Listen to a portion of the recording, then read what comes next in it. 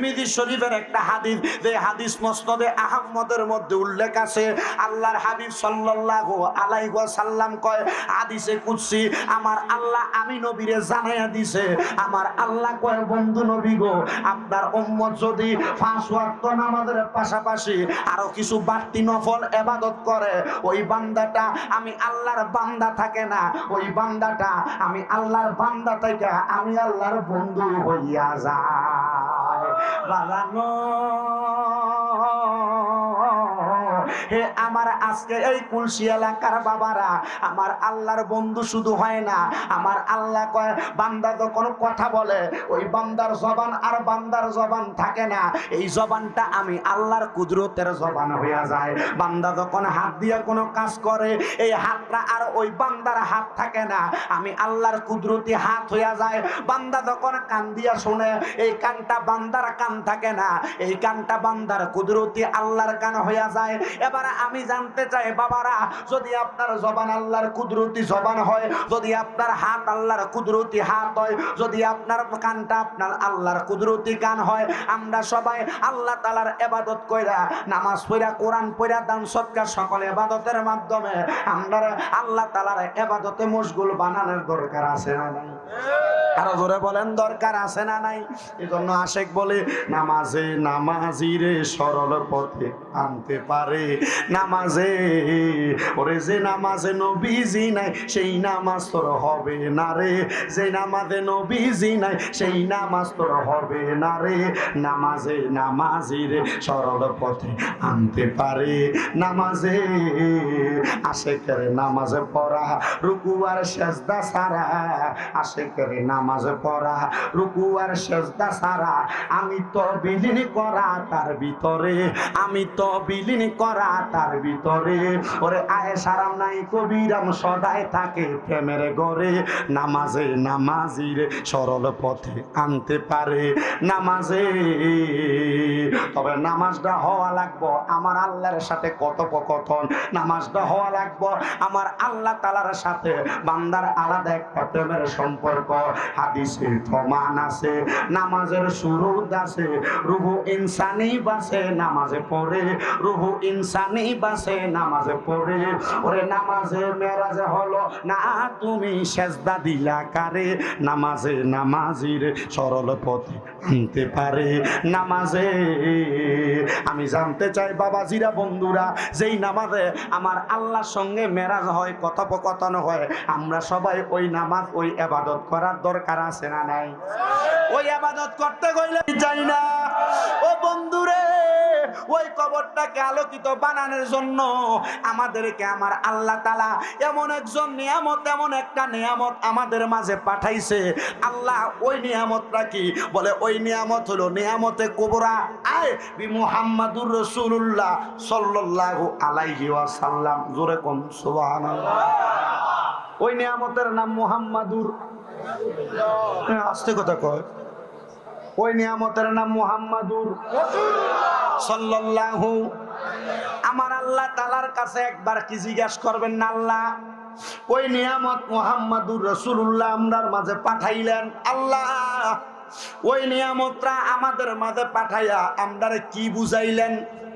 আমার আল্লাহ তাআলা আমার নবীর মাধ্যমে জানাইয়া দেয়, আমার নবী কয় উম্মত, হে আমি নবীর উম্মতের দলেরা, দুনিয়ার জমিনে আমি নবীকে যারা নিয়ামত হিসেবে গ্রহণ করলো, ওই ব্যক্তি যদিও দুনিয়ার জমিনের মধ্যে যুদ্ধ দুর্দশার মাধ্যমে সময় কাটায়, কিন্তু ইন্তেকাল করার পরে ওই ব্যক্তির মতো আরামদায়ক জায়গা কেউ পাবে না। নবী গো কেন? আমার নবী বলে আমার আল্লাহ তাআলা এই জগতের মধ্যে আমি নবীকে এমন একটা পরিবারের মধ্যে পাঠাইছে যেই পরিবারের মানুষ সদকা খাইতে পারে না। জি, সদকা খাইতে পারে না। হ্যাঁ, এটা নবীদের খাসিয়ত। কোন নবীরা সদকা গ্রহণ করতে পারতেন না, কারণ আল্লাহ তাআলা নবীদের জন্য সদকা খাওয়াটাকে বন্ধ রাখছেন। ইয়া রাসূলুল্লাহ কেন গো? আমার নবী কয় উম্মত, কারণ আমি নবীজিকে আমার আল্লাহ তাআলা রহিম নামের একটা উপাধি দিছে, যেই উপাধি দিয়া আমার গুনাহগার উম্মতরে আমি নবী কবরের মধ্যে বাঁচামু। আসেন বাবারে, এবার আমার রসুলকে নবীজির প্রখ্যাত সাহাবী হযরতে আনাস ইবনে মালিক রাদিয়াল্লাহু তাআলা আনহু প্রশ্ন করে, ইয়া রাসূলুল্লাহ, আমরা তো জানি বিসমিল্লাহির রহমানির রহিম, রহমান এবং রহিম আল্লাহর উপাধি। আমার নবী কয়, হে আমি নবীর উম্মতের দলেরা, রহিম নামটা আমার আল্লাহর উপাধি হইতে পারে, কিন্তু আমার আল্লাহ তাআলা ওই রহিম নামের ক্ষমতাটা ময়দানে মাশরে আমি নবীরে দান কইরা দিব। নবীও কেন? আমার নবী কয়, শোনরে উম্মতের দলেরা, একদিন রজব মাসের দিবাগত রাত্রবেলা আমি নবী যখন আমার ঘর মুবারকের মধ্যে ঘুমাইছি, আমি হঠাৎ করে ঘুমের মধ্যে দেখলাম আমার আল্লাহ তাআলা আমি নবীরে সমস্ত ধন ভান্ডারের চাবি দান করছে। আমি নবী ধন ভান্ডারের চাবিটা পাইয়া আমার আল্লাহর কাছে জিজ্ঞাসিত করলাম, মাবুদ এই ধন ভান্ডারের চাবিটা কি? আমার আল্লাহ আমি নবীরে বলছে, ইয়া রাসূলুল্লাহ, ইয়া হাবিবাল্লাহ, নবী গো, দুনিয়ার জমিনে সৃষ্টির প্রথম থেকে শেষ পর্যন্ত যখন পর্যন্ত কিয়ামত হবে না, সব মানুষ তো কবরের মধ্যে চলে যাবে, সব মানুষ আপনি নবীর অপেক্ষা করবে। জান্নাতের দরজা আপনি নবীর আগে আদম থেকে ঈসা নবী পর্যন্ত যত নবী থাকবে কারোর জন্য খোলা হবে না। আপনি দয়াল নবী যতক্ষণ জান্নাতের দরজায় না যাবেন, নবী গো আপনি জান্নাতের দরজায় যাইয়া এই জান্নাতের মাফাতে চাবিটা দিয়া আপনি জান্নাতের দরজাটা খুলবেন।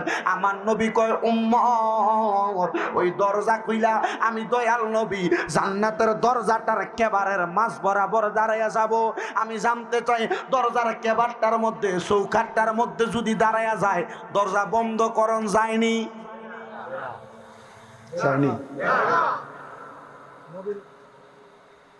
নবীজি বলতেছেন, আমি রজব মাসের এক রাতে ঘুমাইছিলাম, ঘুমানোর পরে আমি স্বপ্ন দেখছি আমার কাছে ইল্লাবি মাফাত একটা চাবি দিছে। এটা এমন চাবি, এটা খাজাইনুল আরদি ওয়াস সামা, এটা জমিন এবং আসমানের সব খাজিনার চাবি। আমি চাবিটা পাইয়া জান্নাতের দরজার সামনে যখন যাব, আল্লাহ তাআলা আমি নবীরে জানাইছে জান্নাতের দরজায় যে দাঁড়াইবো, দাঁড়ানোর পরে ওই জান্নাতের দরজায় দাঁড়ায় দাঁড়ায় আমি থাকবো। ইয়া রাসূলুল্লাহ, ইয়া হাবিবাল্লাহ, জান্নাতের দরজায় কষ্ট হইতেছে? আপনারা অসুবিধা হইতেছে কোনো? আমি আপনাদের এই এলাকাটাতে নতুন নাকি? আপনারা আপনার জায়গার নাম নাকি? হ্যাঁ, টামটা নোয়াবাড়ি। টামটা নোয়াবাড়িতে শুধু এই কয়দিন আগে গেছিলাম, ফেব্রুয়ারি 16 তারিখ। ও এটাই টামটা। আমি কিন্তু আসলে মানে সৈয়দপুর চাই না আর কি, মানে মোটামুটি গোলায় রয়েছি আর কি। যতটুকু বলি যদি আপনারা একটু মনোযোগ দিয়ে শোনার আমি চেষ্টা করব, আমার যোগ্যতা অনুযায়ী দুইটা কথা বলতে। যদি ভালো লাগে শুনবেন, আর ভালো না লাগলে মনে করবেন যে আমার ফুতে আমার কানের কাছে একটু ভ্যান হয়ে গেছে, ফুতের কথাটা একটু কানে লইয়া রাখলাম আর কি, অসুবিধা হইব না তো আপনাদের? আল্লাহর হাবিব সাল্লাল্লাহু আমি ওয়াজ শুরু করিনি, আমি আল্লাহর হাবিবের একটু শান বইলে দুরূদ শরীফে যাবো, জিকিরাজকার কইরা ওয়াজের ধারাবাহিকতায় যাবো। বিরিয়ানি তখন ঠান্ডা হয়ে যেত না। গরু বলে দিছে বছর কাটা, এবার রেডি তো করা আরেকটা গরু লাগবে আগামী বছরে লেগে। আচ্ছা, এবার আসেন আমার নবী কয় জান্নাতের চৌখাটে দাঁড়াবো, দরজা বন্ধ করুন যাইবনি। আমার নবী যখন এই কথা বললেন, সাহাবাই কেরাম কই, ইয়া রাসূলুল্লাহ, এই দরজায় কেন দাঁড়াইবেন জানতে চাই। নবী কয়, আমার একটা উম্মত যদি বাকি থাকে, আল্লাহর কসম আমি নবী জান্নাতের দরজা বন্ধ করতাম না।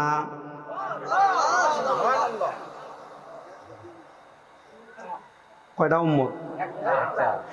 ইয়া রাসূলুল্লাহ, সব উম্মত জান্নাতে দিছেন। আমার নবী কয়, উম্মত হে আমি নবীর উম্মতের দলেরা রে, আমার উম্মতরা যখন জান্নাতে যাবে, আমি নবী তাকায়া দেখবো আমার সব উম্মত জান্নাতে যায় নাই। ইয়া রাসূলুল্লাহ, বাকি উম্মত গুলা কোথায়? আমার নবী কয়, হাসরের ময়দানে হিসাব নিকাশ করার পরে যেই উম্মত ঈমান এবং আমলের কারণে নাজাত পেয়ে গেছে, তারাই না জান্নাতে যাবে। আমি আমার আল্লাহর কাছে বলবো, মাবুদ ও আল্লাহ, আমি নবীর আর বাকি উম্মত গুলা কোথায়?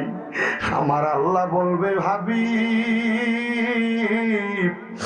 আপনার বাকি উম্মত গুলা হাসরের ময়দানে দাঁড়ায় রইছে। হে আমার এই কুলসি এলাকার হযরতে আব্দুল মান্নান মুনা দরবেশ রহমতুল্লাহ আলাইহির 52তম উফাত বার্ষিকী আদিমুস শান মাহফিলের বাবারা, আমার নবীজি যখন শুনতে পাইব আমার নবীজির অর্ধেক উম্মতরে ওই হাসরের ময়দানে দাঁড় করায়া রাখছে, নবী কয় কেমন হাসরের ময়দান সোনারে উম্মতের দলেরা, হাসরের ময়দানের জমিনটা তামার চাইতে এমন গরম উত্তপ্ত আমার আল্লাহ করে রাখবো, পায়ের পাতার গোস্তগুলা লাইগা যাবে, প্রতি কদমে কদমে লাইগা যাবে, এদের মাথার একবারে 4 আঙ্গুল উপরে, কোন কোন বর্ণনাকারী কয় 1 বিঘা উপরে সূর্যটা থাকবে, 1 সূর্য না 2 সূর্য না 12 সূর্যের তাপ দিয়া আমার উম্মতের হাসরের ময়দানে কষ্ট দিব। নবী ও দয়াল নবী, হাসরের ময়দানে শুধু এমন কষ্ট, আমার নবী কয় হাসরের ময়দানের এই কষ্ট থেকে বাঁচার জন্য আমার উম্মত ফানি দেইখা আমার উম্মত জাফায়া জাফায়া পড়বে। আমার নবী কয় উম্মত শোনো রে, ওই পানির মধ্যে পড়ার পরে আমার উম্মত দেখতে পাইব ওই পানিগুলা আসলে পানি না, এই পানিগুলা হইল অন্য জাহান্নামীদের শরীরের ঘাম, ওই ঘামের মধ্যে ফেরা থাকবো। এমন অনেক উম্মত থাকবো ঘাম তাদের হাঁটু পরিমাণ থাকবো, এমন অনেক উম্মত থাকবো ঘাম তাদের মাথা পরিমাণ থাকবো, এমন অনেক উম্মত থাকবো ঘামের সাগরের মধ্যে হাবুডুবু খাইব। নবী গো ইয়া রাসূলুল্লাহ, আপনি নবী বলেন না এমন কষ্ট তো আমরা উম্মত সহ্য করতাম পারতাম না। আমার নবী কয় এই খবরটা শুনতে দেরি আমি দয়াল নবী ওই ময়দানে মাশরে মিজানের পাল্লা ছাইরা দিয়া হাসরের ময়দানে দৌড়াইয়া যাব। আমি নবী যাইয়া দেখব আমার এক একটা উম্মত এমন ভাবে তাকিয়ে রইছে, মা মারা যাওয়ার পরে বাবা মারা যাওয়ার পরে এতিম সন্তানের চেহারাটার মধ্যে যেমন এতিম এতিম ভাব দেখা যায়, আমার উম্মতেরা এতিমের মতো হাসরের ময়দানে দাঁড়িয়ে থাকবো। আল্লাহর কসম ওয়াল্লাহ, আমার উম্মত যখন আমি নবীর চেহারা মুবারক হাসরের ময়দানের মধ্যে দেখবে, দুনিয়ার জমিনে মা হারা সন্তান হঠাৎ করে একটা মারে পাইলে যেমন ভাবে খুশি হইয়া যায়, আমার উম্মত তেমন ভাবে হাসরের ময়দানে খুশি হইয়া যাবে। জবান খুলে উচ্চ কণ্ঠে বলেন না সুবহানাল্লাহ। আরে নবী বলবে আবু বকর তুমি লও দুজকের খবর, নবী বলবে আবু বকর তুমি লও দুজকের খবর, উম্মত নি দুজকে যায় আমার, পাপী উম্মত কে করিবে পার, বলে কঠিন হাসরের দিনে আখিরি নবীজি বিনে, পাপী উম্মত কে করিবে পার, আর পাপী উম্মত কে করিবে পার। বলেন পার করবে একজন, তিনি আমরার দয়াল নবী। একবার জোরে জোরে কন্যা সুবহানাল্লাহ। নবী বলবে আবু বকর তুমি লও দুজকের খবর, নবী বলবে আবু বকর তুমি লও দুজকের খবর, উম্মত নি দুজকে যায় আমার, পাপী উম্মত কে করিবে পার, পাপী উম্মত কে করিবে পার, কঠিন হাসরের দিনে আখিরি নবীজি বিনে, পাপী উম্মত কে করিবে পার। নবী বলবে উসমান গনি তুমি লও কাউসারের পানি, নবী বলবে উসমান গনি তুমি লও কাউসারের পানি, উম্মতের করাও না আহার। আরে আসরের ময়দানে উম্মতের চেহারা দেখা আমার নবী এক এক সাহাবীর একটা একটা দায়িত্ব দিব। সাহাবীরা দৌড়াইয়া দৌড়াইয়া নবীর উম্মতরে বাঁচাইবো। নবী বলবে, উসমান গনি তুমি লও কাউসারের পানি, উম্মতের করাও না আহার, পাপী উম্মত কে করিবে পার, কঠিন হাসরের দিনে আখিরি নবীজি বিনে, পাপী উম্মত কে করিবে পার। জোরে জোরে কন্যা সুবহানাল্লাহ। আমার নবী একটা ডাক দিয়া কই, উম্মত রে, হাসরের ময়দানে যখন আমি নবী হাজির হইয়া যাব, আমার উম্মতের এমন অবস্থা দেখব রে, আমি তাকে দেখব হাসরের ময়দানের পশ্চিম অংশের মধ্যে সুন্দর একটা স্টেজ সাজানো। ইয়া রাসূলুল্লাহ, ওই স্টেজটা কেন সাজানো? আমার নবী কয়, ওই স্টেজটার মধ্যে আমি ছায়া দেখব। আমার আল্লাহ তাআলা রাগ সিংহাসন সাজাইয়া আমার আল্লাহ হাকিম হইয়া আছে রে। আমার আল্লাহর ডান দিক দিয়া আমার আল্লাহ তাআলা আমি নবীর জন্য একটা সিংহাসন রাখছে। আমি যাইয়া তখন ওই সিংহাসনের সামনে যাব। আমরা তো সবাই জানি আমার নবী সেজদায় পড়ে উম্মতি উম্মতি কইয়া কানবো। আমার নবী কয়, উম্মত রে, আমি নবী উম্মতি উম্মতি কইয়া কান্দার আগে হাসরের ময়দানে আরেকজন ব্যক্তি সেজদার ভিতরে পড়ব। ইয়া রাসূলুল্লাহ, ইয়া হাবিবাল্লাহ, ওই ব্যক্তি কে কে কে গো নবীজি? আমার নবী কয়, এটাই আমার কলিজার টুকরা নাতি, তার নাম হইল হযরতে ইমাম হুসাইন। নবী গো, তাহলে আপনি নবীর আগে ওই হাসরের ময়দানে ইমাম হুসাইন সাজদাতে পড়বে। ওয়াজটা কোন দিকে যাইতেছে একটু মনোযোগ দিয়া শুনলে বুঝবারে বাবারা। আমার দয়াল নবী কয়, আমি হাসরের ময়দানের মধ্যে যখন আমার আল্লাহ তাআলার কুদরতি সিংহাসনের মধ্যে বইসা যাব, আমি তাকে দেখব। আমার আল্লাহ তাআলার সামনে আমার নাতি হযরত ইমাম হুসাইন রাদিয়াল্লাহু তাআলা আনহু সেজদার মধ্যে পড়ে রইছে। আমি জিজ্ঞাসা করব, কি গো হুসাইন, তুমি কেন সেজদার মধ্যে পড়ছো? হুসাইন ওই সময় আমি নবীরে বলবে, ও নানা মুহাম্মাদুর রাসূলুল্লাহ সাল্লাল্লাহু আলাইহি ওয়াসাল্লাম, নানা ও নানা শুনেন শুনেন শুনেন, যখন আমার আল্লাহ তাআলা আপনি নবীর কাছে জিবরাইল ফেরেশতারে পাঠাইছে আপনার দুইটা নাতিরে আল্লাহর রাস্তায় দিয়া দেওয়ার জন্য, আপনি নানা না আমার আল্লাহর কাছে বলছেন, আল্লাহ তার পূর্বে আমার দুইটা ছেলে ছিল, একটা ছেলের নাম ছিল তৈয়ব আর একটা ছেলের নাম ছিল তাহের। আপনি আমার দুইটা ছেলেরে আপনি আল্লাহর রাস্তায় নিয়ে গেছেন, আপনি আল্লাহর কাছে কোনো কিছু চাই নাই। আল্লাহ আপনি এখন আমি দয়াল নবীর দুইটা কলিজার টুকরা নাতিরে নিয়ে যাবেন, এখন তো আমি আপনার কাছে কিছু চাই। আপনার আল্লাহ আপনি দয়াল নবীরে কি বলছে?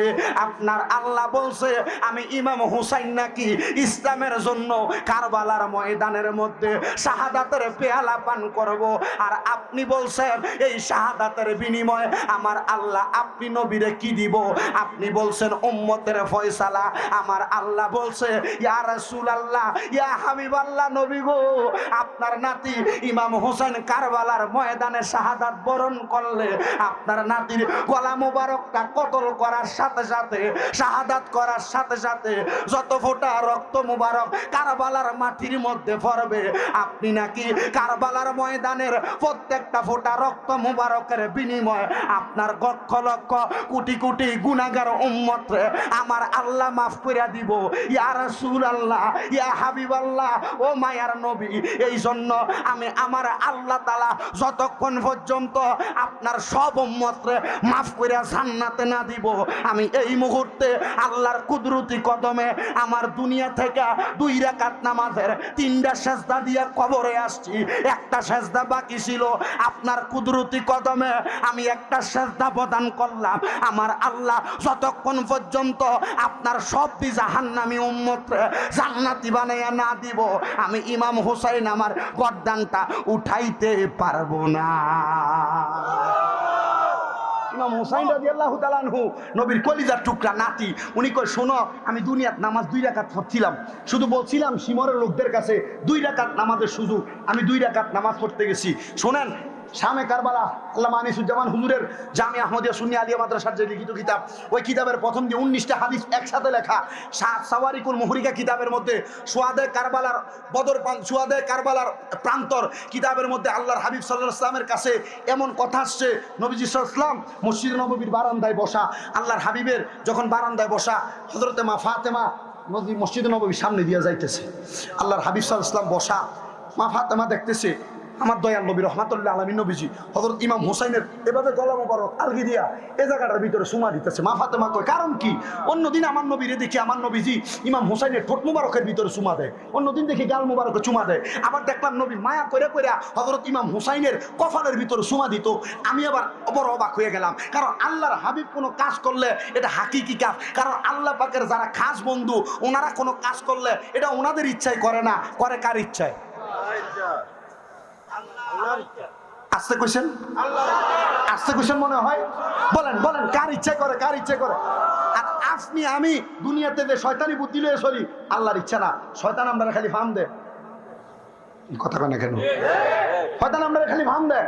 আজকে এখান থেকে সুতনি মানুষের কাছে নাম একটা হাস্য, এবার যা শয়তান এবার কত যে 2-3টা বন্ধু আছে কিন্তু লই যা, আমি কিন হাত তারি বত্তা বানাই খা, কে দে ফার্ম দে, কে দে কে দে কে দে ফার্ম শয়তানে দেয়। আর যদি মনে করেন যে আপনি আমরা ধরার সময় আপনার আরে কারাম খাইতেছি বিবেক বাধা দেয়, মনে করবেন হ্যাঁ আল্লাহ এটা ওইখান থেকে দিতেছে, জোরে কর না কেন? কেউ ওজনে কম দিতেছেন, আরে ওজনে কম দিতেছি বিবেক লারা দিব, মনে করবেন এটা আল্লাহ এখান থেকে দিতেছে। কি কোন হুজুর? হুজুর আমার উস্তাদ সমুদুল্লাহ, আল্লাহ উপর থেকে দিতেছে। যখন দেখবেন কোন শয়তানি হোংদামি স্যাংদামি বাজে কাজ করতে আপনার বিবেকে বাধা,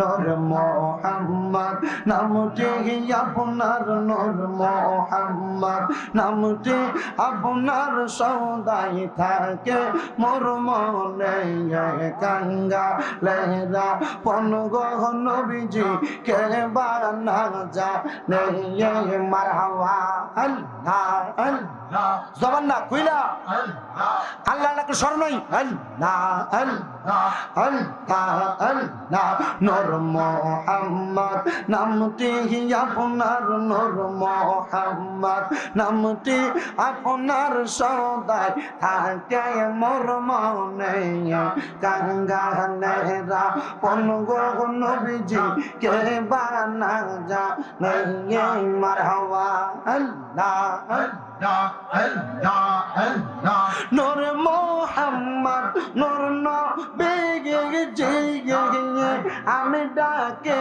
দিবা নিশি তোমায় গো, আমার অন্তরেতে বইয়া গইয়া জোরে মারহাবা আল্লাহ আল্লাহ আল্লাহ আল্লাহ আল্লাহ আল্লাহ আল্লাহ কত গল্প বললে আল্লাহ আল্লাহ আল্লাহ আল্লাহ নূর মুহাম্মদ নামটি আপনার, নূর মুহাম্মদ নামটি আপনার সদাই থাকে মোর মনে কাঙ্গালে পনগো নবীজি কে বানা জানে মারহাবা আল্লাহ আল্লাহ আল্লাহ আল্লাহ আল্লাহ আল্লাহ আল্লাহ আল্লাহ ওগো নবী কামলিওয়ালা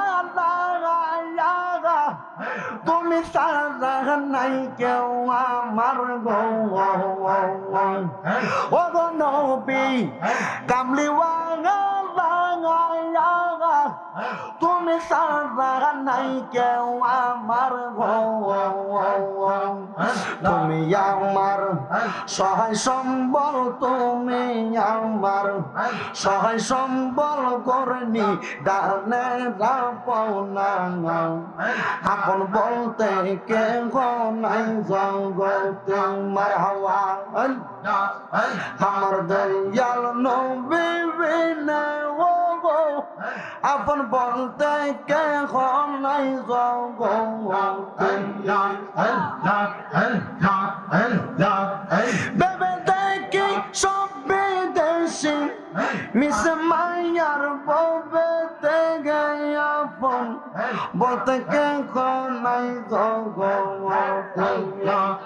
নামের মায়ার নবী বিনে গো আপন বলতে কে কোনাই জগতে আল্লাহ যারা তোমার অতি গইয়া পন তারা সবাই মিলে মিশে পড়াইবে কাফন আল্লাহ আল্লাহ হাই গো যারা তোমার অতি গইয়া পন তারা সবাই মিলে মিশে পড়াইবে কাফন মাটির নিচে করবে দাফন অন্ধকার ওই কবরে আপন বলতে কে নাই জগতে আমার মায়ার নবী বিনে গো আপন বলতে কে নাই জগতে আল্লাহ আল্লাহ আল্লাহ আল্লাহ আল্লাহ আল্লাহ আমার অন্তর কাফে ডরে গো মইরা গেলে মাটি দিও আমার মুর্শিদের দরবারে আমার অন্তর কাফে ডরে গো আমি মইরা গেলে মাটি দিও আমার মুর্শিদের দরবারে মারহাবা আল্লাহ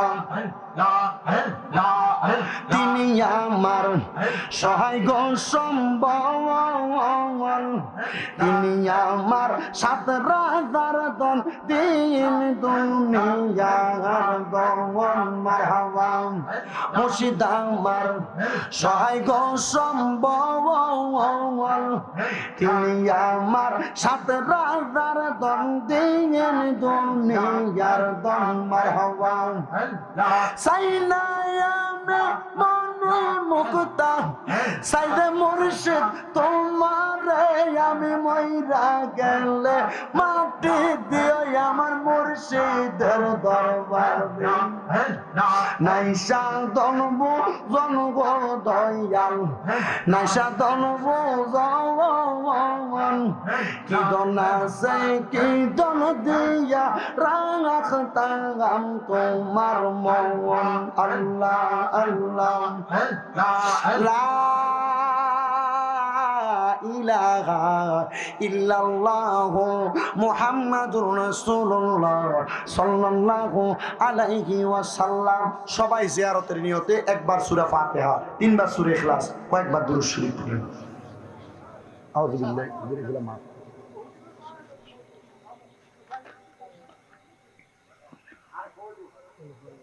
শাইতানির রাব্বানা তুমি সারা কে আছে আমার, ওরে তুমি যদি মাফ না করো যাইবো আমরা কারো দারে, দয়া করো রহিম রহমান বলেন দয়া করো জোরে আনাল্লাহ পরবার গুনাহ কাটা মাফ করো আমার বলেন গুনাহ কাটা আল্লাহ পরবার গুনাহ কাটা মাফ করো। তোমার যত বান্দাই আছে নারী বলো পুরুষ বলো ইবাদত করে যে তোমার, আপনারা কোন আমরা সবাই ইবাদত করি কার? একটু তোমার আর জোরে কোন না কার? আমার আল্লাহ কয় বান্দা ওয়াশকুরু নি'মাতাল্লাহি আলাইহিম ইন কুনতুম ইয়্যাহু তা'বুদুন। আল্লাহ কয় বান্দা তোমরা আমি আল্লাহর নিয়ামতের শুকরিয়া আদায় করো যদি তোমরা আমি আল্লাহর ইবাদত করো। আমরা সবাই আল্লাহর ইবাদত করি, এই জন্য আশিক সুরে সুরে লিখতেছে তোমার যত বান্দায় আছে নারী বলো পুরুষ বলো ইবাদত করে যে তোমার, ওরে নারী পুরুষ বান্দা যত তুমি আল্লাহ ক্ষমা করো, নারী পুরুষ তুমি আল্লাহ ক্ষমা করো দয়া কইরা, ক্ষমা করো দান বলেন দয়া কইরা ক্ষমা করো দান। আল্লাহ পরবার গুনাহ খাতা মাফ করো আমার কন্যা গুনাহ খাতা, আল্লাহ পরবার গুনাহ খাতা বাজানো হে আমার আজকে এই হযরতে মুনাদস রহমাতুল্লাহ আলাইহির 52তম উফাত বার্ষিকী মাহফিলের মধ্যে উপস্থিত জনতা, আপনারা বললেন জবানের মালিক আমার আল্লাহ, কেউ আস্তে বললেন, কেউ জোরে বললেন, অসুবিধা নাই, তবে অন্তরের মধ্যে ওই আল্লাহ স্মরণটা সব সময় রাখবেন। আমার আল্লাহ কয়, বান্দার দলেরা দুনিয়ার জমিনের মধ্যে থাকা অবস্থায় যখন আমি আল্লাহর কোন বান্দা আমি আল্লাহকে স্মরণ করে, ওই স্মরণ করার মাধ্যমে আমি আল্লাহ তাআলা বান্দার জীবনের গুনাহগুলো মাফ করে দেই। বন্ধুরে, দুনিয়াতে দুনিয়ার সন্তানেরা মারে মা বলে ডাক দিয়া স্মরণ করে, দুনিয়ার সন্তানেরা বাবারে বাবা বলে ডাক দিয়া স্মরণ করে, একটা বারও তো আমার আল্লাহরে জিজ্ঞাসা করলা না, মাবুদ তোমারে আমরা কেমনে স্মরণ করব? আমার আল্লাহ তাআলার পেয়ারা হাবিব মদিনার কামলিওয়ালা দয়াল নবী রহমাতুল লিল আলামিন নবীজি হাদিস শরীফের মাধ্যমে জানিয়ে দেয়, আমার নবী কয়, উম্মতের দলেরা আমার আল্লাহরে শুধু আল্লাহ কইয়া ডাকলে স্মরণ হয় না। হুজুর কি বললেন? আল্লাহ কইয়া ডাকলে স্মরণ হয় না? বলেন না না না, আল্লাহরে আল্লাহ বলে ডাকলে হয় জিকির। কি হয়? আল্লাহরে আল্লাহ বলে ডাকলে হয় জিকির। আমার আল্লাহকে আল্লাহ বলে ডাকলে যে জিকির হয়, জিকির শব্দের একটা অর্থ স্মরণ করা, জিকির শব্দের একটা অর্থ ক্ষমা প্রার্থনা করা, জিকির শব্দের একটা অর্থ হলো অনুশোচনা প্রকাশ করা, জিকির শব্দের আরেকটা শব্দ হলো অনুভব করা, জিকির শব্দের আরেকটা অর্থ দেখা, জিকির শব্দের আরেকটা অর্থ হলো কথোপকথন করা। কিন্তু বন্ধু, এক অর্থে এক ভাষায় লোগাতের ভাষায় ব্যবহার হয়েছে, আমরা জানি না বিদায় আমরা আল্লাহ তাআলার স্মরণ করতে পারি না। আল্লাহ কয়, বান্দা ওয়াবিতাকরাউল কোরআন, আল্লাহর কোরআন তেলাওয়াতের মাধ্যমে আমার স্মরণ হয়। আমি জানতে চাই, হে আমার এই কুলসি এলাকার ভাই বাবারা বন্ধুরা, আমরা সবাই ওই আল্লাহর কোরআন তেলাওয়াত করার দরকার আছে না নাই? জি জি জি জি, দরকার আছে না নাই? আওয়াজ কিন্তু সবাই দেয় না, কেউ জবানটা নরমাল রাখছে। খবর লইলাম তাবারুকও আছে, জিগাইলাম ভাই সাহেব কারণটা কি? এই কারণ অন্য কিছু না, আল্লাহর ওলির দরবারে আইসা তাবারুকের মাধ্যমে বরকত হাসিল করা হয়। বাবারে, যেহেতু আল্লাহর কোরআন তেলাওয়াত করার দরকার আছে, কিন্তু বর্তমান সমাজের এমন একটা অবস্থা, আমি জাস্টিফাই করে যাচাই বাছাই করে দেখলাম, আমরার বাংলাদেশের যে মুসলমান এগুলা কোরআন তেলাওয়াত বর্তমানে করে না, এরা সিজনে কোরআন তেলাওয়াত করে। কথা কয় না? কেমনে করে? সিজনে। রমজান মাস আসলে এক রমজান থেকে 27 রমজানের মধ্যে দৌড়াইয়া একটা খতম দেয়। কথা কয় না? আমি বলবো, হে আমার এই কুলসি এলাকার মা বোনেরা গো, সিজনালি তেলাওয়াত বাদ দেন। আমার ভাই বাবারা, সিজনালি তেলাওয়াত বাদ দেন। বলে হুজুর এটা কি কইলেন? হ্যাঁ, সিজন আসলে রমজান মাসে যেমন ভাবে তেলাওয়াত করেন, আপনি যদি চেষ্টা করেন বাকি 11 মাস সম্ভব কিনা? সম্ভব। কথা কি বুঝতেছেন? আপনি চাইলে অবশ্যই রমজান মাস ছাড়া বাকি 11 মাসও তেলাওয়াত সম্ভব। আপনি আপনার বউকে বলবেন, রমজান মাসে যেমন এক খতম কোরআন তেলাওয়াত করতা, 27 রাত্রে হাতের মধ্যে 100-200 হাদিয়া নিয়া ইমাম সাহেবের কাছে, হুজুর একটু দোয়া করেন, দোয়াটা বক্সে দিয়েন। না না না, মহিলারা বলবা, তুমি রমজান মাসে যেমন ভাবে এক খতম কোরআন পড়া দোয়া বক্সানের কথা বলো, ঠিক 12 মাস আমি চাই তুমি এমন ভাবে একটা একটা করে কোরআন তেলাওয়াত করো। মাগো মা, আর কতকাল দুনিয়ার রং তামাশার মধ্যে ব্যস্ত হইয়া থাকবা? বাইরা রে, আমি আপনাদের কদমে হাত দিয়া বলি, রমজান মাসে যেমন ভাবে আরামায়েশে সময় কাটান না, রমজান মাসে একটু সুযোগ পাইলে জিকির আজকার কোরআন তেলাওয়াত করে সময় কাটান। এখনো সুযোগ আছে, বাকি 11 মাস আপনি আপনারা এমন ভাবে প্রস্তুত করে কোরআন তেলাওয়াত করেন, আপনার জীবনটারে সাজান, দেখবেন আল্লাহ তাআলা আপনার রিজিক দিয়া ভরপুর করে দিবে। আপনি কামাই করার জন্য পেরেশান হওয়া লাগবে না, আপনার কঠিন রোগ বালা মুসিবত হইলে আপনি পেরেশান হওয়া লাগবে না। রমজান মাসে অনেক মানুষকেই দেখা গেছে যারা ফজরের নামাজের আগে যখন ভোর রাতের খানা খাইতো, খানা খাওয়ার পরেও এরা যখন সময় থাকতো তাহাজ্জুদের নামাজ আদায় করত, কিন্তু বর্তমানে এই ইবাদতগুলা উইঠা গেছে, মানুষ করতে চায় না। আল্লাহর দোহাই লাগে বাবারা, এই নামাজের মাধ্যমে আল্লাহ তাআলা আপনার রিজিকের ফয়সালা করবে, খাবারের ফয়সালা করবে, বিপদ আপদ থেকে উদ্ধার করবে, আপনার অভাব অনটন দূর করবে, সকল সমস্যার সমাধান করবে। এবার বলেন, সকল সমস্যার সমাধানে আমরা আল্লাহর ইবাদত করার দরকার আছে না নাই? হযরতে আব্দুল মান্নান মুনা দরবেশ আল্লাহর ইবাদত না কইরা ওলি হইছে না কইরা? কথা বলেন, কইরা না কইরা? অবশ্যই কইরা, কিন্তু আল্লাহর ইবাদত কম করে নাই। ওলি হওয়ার জন্য, আল্লাহর বন্ধু হওয়ার জন্য ইবাদতটা করছে বেশি। বেশি হওয়ার কারণে বন্ধু হইছে,